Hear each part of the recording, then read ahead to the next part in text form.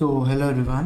तो इस वीडियो में मैं आपको बताने वाला हूँ जो आपका आरपीएफ और एसआई कांस्टेबल के लिए आपकी प्रिपरेशन है, उसमें आपको कुछ मिस्टेक्स ऐसी हैं जो कि बिल्कुल भी आपको अपने प्रिपरेशन के दौरान नहीं करनी है। ठीक है, अगर आप इनमें से एक भी गलतियों को अगर दोहरा रहे हो या तो कर रहे हो तो आप ये मान के चलो कि आपका ये अटेम्प्ट जो है वो ruined हो जाएगा, खत्म हो जाएगा, कोई भी मतलब नहीं निकलेगा। ठीक है, एक एक पॉइंट को आपको अच्छे से समझना है। इस वीडियो में मैं आपको पूरा डिटेल बताऊंगा, आपको बिल्कुल कोई अदर वे में लेके नहीं जाना है। ठीक है, मैं बिल्कुल पॉइंट टू पॉइंट बात करूंगा, अगर आप रिलेट कर पाओगे तो आपको खुद ही ऐसा लगेगा कि हाँ ये सच है।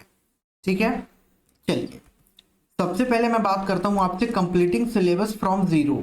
देखिए आपका जो फॉर्म अप्लाई हुआ है वो कब से हुआ है? अप्रैल 15 से। ठीक है, जो कि मई में 15 तारीख तक लगभग चलेगा। अब बहुत से बच्चों को ये वेट रहा होगा कि जब हमारा फॉर्म स्टार्ट होगा तब से हम अपना सिलेबस का प्रिपरेशन स्टार्ट करेंगे। आप में से बहुत से बच्चों को ऐसा लगा होगा, और बहुत से बच्चे ऐसे होंगे जो कि पहले से ही एसएससी की तैयारी कर रहे होंगे, तो उनका सिलेबस पूरा भी होगा, है ना। दो टाइप के बच्चे होंगे आप, या तो आपने प्रिपरेशन कर चुकी होगी या तो आप स्टार्ट कर रहे होंगे। ठीक है, तो अगर आपने प्रिपरेशन कर ली है एसएससी वगैरह एग्जाम्स की, जैसे आपका बेसिक्स अगर कंप्लीट है तो फिर बहुत अच्छी बात है, फिर तो आपको कोई प्रॉब्लम नहीं है, फिर आप डायरेक्ट मॉक टेस्ट लगा सकते हो। ठीक है, लेकिन अगर ऐसा है कि आप अभी से सिलेबस स्टार्ट कर रहे हो तो ये टॉपिक आपके लिए है। देखिए अगर ऐसा है कि आप अभी से अपना सिलेबस स्टार्ट कर रहे हो और आपके पास टाइम कितना है, देखिए मैंने आपको कई बार बताया है कि आपका जो एग्जाम है वो मेरे हिसाब से सितंबर में होगा। ठीक है, तो आपके पास लगभग लगभग 100 to 120 डेज है। ठीक है, अब 120 दिन में अगर आप जीरो से सिलेबस स्टार्ट करोगे तो क्या आपका सिलेबस पूरा हो पाएगा? आपको खुद से सोचना चाहिए सारी चीजें कि अगर, चलिए मैं और सब्जेक्ट छोड़ देता हूं, मैं जीके की ही बात करता हूं। जीके में अगर आप एकदम बेसिक से स्टार्ट करोगे, कोई बुक भी अगर पढ़ोगे, मान लीजिए मैं एग्जांपल दे रहा हूं, आप अगर लुसेंट से स्टार्ट करते हैं, ठीक है, तो कम से कम आपको लुसेंट पढ़ने में एकदम अच्छे से पढ़ के और रिवाइज करके एकदम खत्म करने में 2 महीने का टाइम तो लगेगा, है ना। तो 2 महीने आप अगर एक सब्जेक्ट को दे दोगे, फिर मैथ और रीजनिंग का क्या होगा? इस वजह से आपको जीके में स्टार्टिंग से सिलेबस स्टार्ट नहीं करना। ठीक है, मैथ और रीजनिंग में आप कर सकते हो, लेकिन कैसे करना है वो भी मैंने आपको बताया था। ठीक है, लेकिन इस चीज का आपको ध्यान में रखना है कि जीके में आपको जीरो से सिलेबस स्टार्ट नहीं करना है, आपको प्रीवियस ईयर के बेस पे उसका पैटर्न समझना है और ज्यादा से ज्यादा उस टाइप के क्वेश्चन को समझना है। ठीक है, मैथ और रीजनिंग के लिए मैंने आपको बताया था, जैसे कोई भी अगर यूट्यूब पे है टॉपिक, मान लीजिए सिंप्लीफिकेशन है, ठीक है, तो आपने यूट्यूब पे सर्च कर लिया सिंप्लीफिकेशन, कंप्लीट सिंप्लीफिकेशन, ठीक है, तो आपने एक वीडियो देख लीजिए, मान लीजिए वो 4 से 5 घंटे की है। ठीक है, उसको देखा आपने और उसके बाद आप किसी भी बुक से प्रैक्टिस कर लीजिए, तो ऐसे में क्या होगा, आपका एक दिन में एक टॉपिक खत्म हो जाएगा। ठीक है, उसी तरह आपको मैथ और रीजनिंग साथ के साथ करना है, तो ऐसे आप मैथ और रीजनिंग का अपना सिलेबस कर सकते हैं, लेकिन आपको जीके में ऐसा आप बिल्कुल नहीं करना है। ठीक है, अब इतना आपके पास टाइम नहीं है कि आप थ्योरी पढ़ो आराम से जीके की, उसके बाद फिर प्रैक्टिस करो, फिर मॉक टेस्ट लगाओ। ठीक है, तो ये चीज आपको ध्यान में रखनी है। क्लियर हो गया? अब दूसरे टॉपिक पे बात करते हैं जो कि है सम लाइव क्लासेस ऑन यूट्यूब। देखिए मैं आपको बिल्कुल एकदम सच्चाई बता रहा हूँ, आप बिल्कुल रिलेट कर पाओगे। आपने देखा होगा जैसे ही फॉर्म अप्लाई स्टार्ट हुआ है तो कई सारे चैनल्स पे आपको लाइव क्लासेस देखने को मिलेंगी, सभी सब्जेक्ट की मैक्सिमम, जैसे कि जीके की हो गई, ठीक है, मैथ की हो गई, रीजनिंग की हो गई। एक लाइव क्लास जो होती है वो उनकी लगभग 1 से 1.5 घंटे की होती है। ठीक है, 1 से 1.5 घंटे की।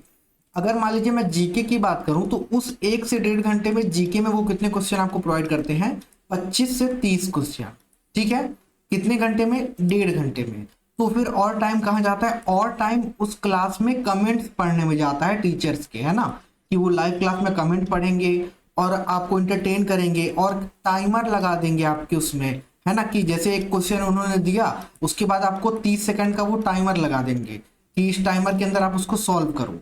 तो इससे किसका टाइम वेस्ट हो रहा है और किसका टाइम पास हो रहा है, इस चीज को आप बिल्कुल अच्छे से समझ सकते हो। अगर आप 1 घंटे की क्लास में जीके के 30 क्वेश्चन कर रहे हो एक दिन में, तो क्या इससे आप जीके में 20 नंबर भी स्कोर कर पाओगे? ऐसा आपको लगता है क्या?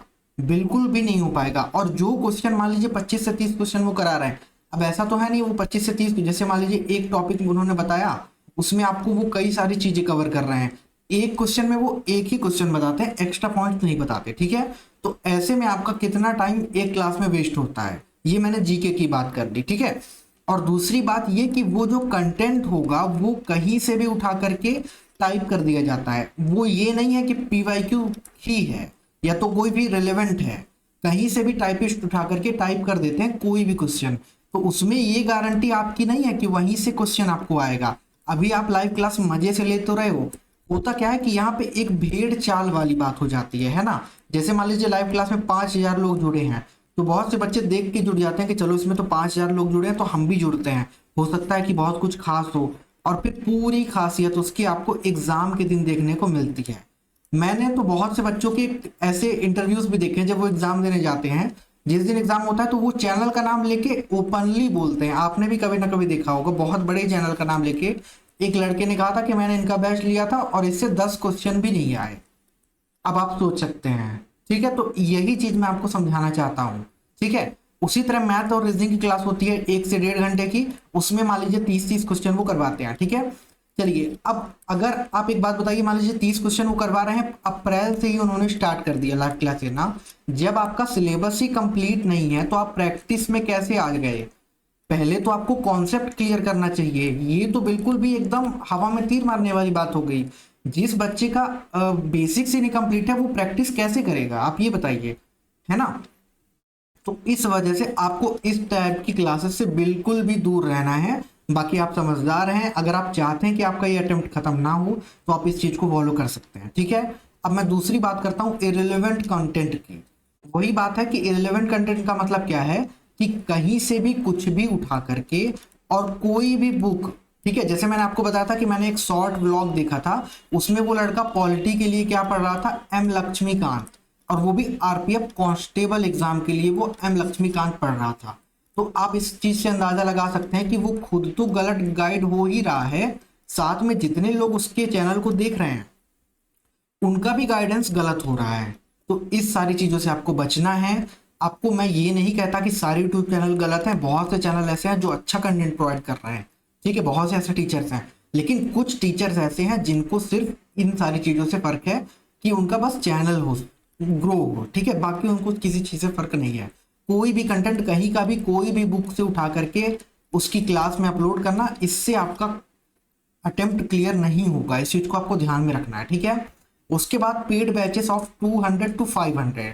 देखिए आपने देखा होगा कि जैसे ही, हाँ ये चीज आपको बिल्कुल नोट करनी है कि मैं सिर्फ आरपीएफ एग्जाम की बात नहीं कर रहा, मैं किसी भी एग्जाम की बात कर रहा हूँ। कुछ चैनल्स आपने देखा होगा कि जैसे ही किसी भी वैकेंसी का नोटिफिकेशन आता है, किसी भी वैकेंसी का, चाहे वो एसएससी का हो, चाहे वो रेलवे का हो, चाहे वो पुलिस एग्जाम का हो, ठीक है, किसी भी नोटिफिकेशन बस आ जाएगा ना तो वो उनका बैच रेडी हो जाता है, ठीक है। एकदम मतलब कि वो एकदम इंतजार करते हैं कि बस नोटिफिकेशन आए और हम अपना पेड बैच लॉन्च करें। और मतलब एक एग्जाम का कैटेगरी में नहीं, कोई भी एग्जाम होगा, मतलब कि इंडिया का कोई भी एग्जाम होगा उनके पास उसका बैच आपको मिलेगा। अब आप सोच सकते हैं, और टीचर्स तो ऐसा है ना कि वो हर दूसरे दिन टीचर्स को उठा के कहीं से लाएंगे, टीचर्स भी सेम रहेंगे। अब सेम टीचर से आप सभी एग्जाम्स को कैसे कवर करवा सकते हो, तो ये बात है। और उसका प्राइस क्या रहेगा, प्राइस कभी कभी आपको 199 देखने को मिल जाएगा, ठीक है, 299 देखने को मिल जाएगा, 499 देखने को मिल जाएगा, 699 देखने को मिल जाएगा। अब आप ये बताओ मुझे, चलिए मैं आपको एक बहुत बड़ी बात बताता हूँ पेड बैच के रिगार्डिंग, ठीक है। देखिए आपने देखा कि 199 का तो सिर्फ बैच है, तो हमारा क्या ही जाएगा। चलिए ठीक है, आपने 200 रुपए देख के आपने बैच परचेज कर लिया, ठीक है। और उसमें उस बैच में वो कहेंगे कि हम गारंटी देते हैं कि आपका सिलेक्शन इसी से होगा, मतलब कि 200 वाले बैच से आपका सिलेक्शन गारंटी रहेगा। चलिए मैं ये भी मान लेता हूँ, कैसे गारंटी रहेगी। अब आरपीएफ में वैकेंसी कितनी है, 4,4500, ठीक है। उनका मान लीजिए कोई भी एक चैनल है जिसके पेड बैच में नंबर ऑफ स्टूडेंट्स कितने हैं, मैं एग्जांपल दे रहा हूं 10,000, ठीक है, 10,000 हैं और सीट्स कितनी है, सिर्फ 4,000 है। और वो कह रहा है कि आपका गारंटीड सिलेक्शन होगा 100%। तो कैसे सिलेक्शन होगा, अब आप इस चीज को सोच सकते हैं, ठीक है। उसमें भी ये जो 10,000 है इसमें से 100 का भी उसी बैच से सिलेक्शन हो जाए, ये बहुत बहुत बहुत बड़ी बात है। गलती से हो भी जाता है ना तो ऐसे बच्चों का होता है जो कि 3 साल से 4 साल से एसएससी के एग्जाम की तैयारी कर रहे थे, ठीक है। उनका एसएससी में हुआ नहीं तो उन्होंने आरपीएफ में फॉर्म अप्लाई कर दिया और उनका क्लियर हो गया। तो उन बच्चों को फिर सेमिनार वगैरह में बुलाया जाता है कि हमने सिलेक्शन दिया। ये सारी चीजें हैं जिनसे आपको बचना है, ठीक है। प्राइस आपको देख के अट्रैक्ट नहीं होना कि सिर्फ 300 प्राइस है हम कर लेते हैं, उस 300 के प्राइस में आप अपना 4 महीने लगा दोगे, ठीक है। और 4 महीने लगाने के बाद आपका रिजल्ट जब कुछ नहीं आएगा ना, तो आपके हाथ में कुछ भी नहीं बचेगा सिवाय पछतावा के, ठीक है। तो इस सारी चीजों से आपको बचना है। मैथ रीजनिंग अगर आपको कंप्लीट करनी है तो आप सेल्फ स्टडी भी कर सकते हो। यूट्यूब पे ऐसे मैथ के बहुत अच्छे अच्छे टीचर्स हैं जिन्होंने फ्री क्लासेस सभी टॉपिक्स की अपलोड कर रखी हैं, तो आप उससे कर सकते हो। ऐसा जरूरी थोड़ी कि आपको पेड बैच ही लेना है। तो ये सारी चीजें आपको ध्यान में रखनी है। और एक लास्ट में आपको बताना चाहता हूँ, ठीक है। तो मैथ और रीजनिंग का आपको इसमें ध्यान में रखना है कि आप किसी भी यूट्यूब चैनल पे जैसे कोई भी टॉपिक है, मान लीजिए जैसे मैंने आपको बताया ना, जैसे एवरेज टॉपिक है, ठीक है। तो आपने सर्च किया यूट्यूब पे कंप्लीट एवरेज, वहां पे आपको मिल गया। उस वीडियो को आपने अच्छे से देख लिया, 7 से 8 घंटे का वीडियो होगा वो, ठीक है। उसको आपने देख लिया अच्छे से। उसके बाद आपको किसी भी बुक से अच्छे से प्रैक्टिस कर लेनी है। तो एक दिन में आपको इस तरह एक टॉपिक कंप्लीट करना है, ठीक है। इसी तरह मैथ का भी और इसी तरह रीजनिंग का, ठीक है। बाकी जीके के लिए तो मैं आपके लिए पीवाईक्यू सीरीज चला ही रहा हूं। अब आप भले ये कहो कि सर आप पीवाईक्यू सीरीज का प्रमोशन करते हो, तो मैं ये बिल्कुल कहूंगा कि हाँ मैं प्रमोशन करता हूँ, क्योंकि जब मैं किसी फ्री चीज का प्रमोशन कर रहा हूं तो उसमें कोई भी गलत नहीं है, ठीक है। और दूसरी बात, आप क्वेश्चन मिला सकते हो, वही क्वेश्चन होते हैं जो कि पिछले साल आपके आरपीएफ एसआई और कांस्टेबल एग्जाम में पूछे गए थे, ठीक है। और तीसरी बात ये कि आपका पीवाईक्यू सीरीज के साथ साथ उसमें सिलेबस भी कंप्लीट हो रहा है, सिर्फ हम क्वेश्चन नहीं कर रहे हैं। एक पीवाईक्यू सीरीज में 20 से 30 क्वेश्चन होते हैं, उसमें मैं आपको 150 से ज्यादा क्वेश्चन बता देता हूँ, ठीक है। तो वहां से आपका सिलेबस भी कंप्लीट हो रहा है। और चौथी बात, अगर आपको टॉपिक वाइज भी करना है तो टेलीग्राम पे मैंने टॉपिक वाइज भी पोस्ट अपलोड करवानी शुरू कर दी है, वो भी फ्री ऑफ कॉस्ट, एक भी आपका पैसा नहीं लगेगा उसमें, ठीक है। तो आज से उसमें आपको मैं स्टैटिक जीके प्रोवाइड करवा दूंगा टेलीग्राम पे। कॉन्सेप्ट क्लास मतलब कॉन्सेप्ट वाइज पोस्ट होंगी, है ना, जैसे कि टॉपिक वाइज, कि जैसे डांसेस ऑफ इंडिया, तो एक पोस्ट में आपको पूरे डांसेस मिल जाएंगे, इंपॉर्टेंट डेज आपको मिल जाएंगे, ठीक है। तो पहले हम स्टैटिक जीके करेंगे वहां पे, उसके बाद फिर सारी चीजें। बाकी आपकी पीवाईक्यू सीरीज तो चलेगी ही, तो ठीक है। तो पीवाईक्यू का मैं आपको इंपॉर्टेंस कई बार बताया हूं, ठीक है। बाकी आप समझ सकते हैं सारी चीजें, आपको बस अच्छे से फॉलो करना है। उसके 7 लेक्चर हो गए हैं, ऐसा नहीं कि आप 7वें लेक्चर को डायरेक्ट देखो, एक एक लेक्चर आपको अच्छे से करना है, ठीक है। प्रॉपर नोट्स जरूर आपको बनानी है हर एक लेक्चर की, और उसको डेली आपको रिवीजन करना है। बस आप इतना करो, एग्जाम के दिन मैं आपको दिखाऊंगा कि 50 क्वेश्चन जीके के कहां से और किस क्वेश्चन से मैंने निकाल के दिखाया, ठीक है। सब कुछ फ्री प्रोवाइड कर रहा हूं आपको, तो आपको कहीं और भटकने की जरूरत नहीं है। कोई भी अगर आपका डाउट आता है तो आप कमेंट करके पूछ सकते हैं, ठीक है। बाकी जहां तक मेरा नॉलेज है, यही सारी चीजें मैंने फॉलो की। पहले एक अटेम्प्ट मेरा भी किसी एग्जाम में वेस्ट हुआ था, रीजन यही सारी चीजें थी। तब से मैंने सारी चीजों को समझा, और कोई भी एग्जाम हो आपको पीवाईक्यू बेस्ट है, ठीक है।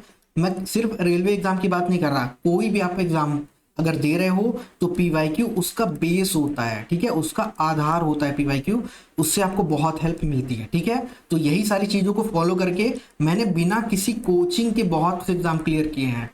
सीजीएल का प्री क्लियर किया था, ठीक है, एसएससी सीएचएसएल क्लियर किया है, रेलवे का आरपीएफ एसआई एग्जाम क्लियर किया है, ठीक है।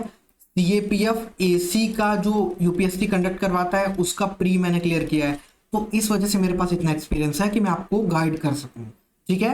तो कोई भी अगर आपका डाउट आता है तो आप कमेंट करके पूछ सकते हैं, ठीक है। मिलते हैं हम जल्दी नेक्स्ट वीडियो में पीवाईक्यू क्लास में, तब तक के लिए थैंक यू।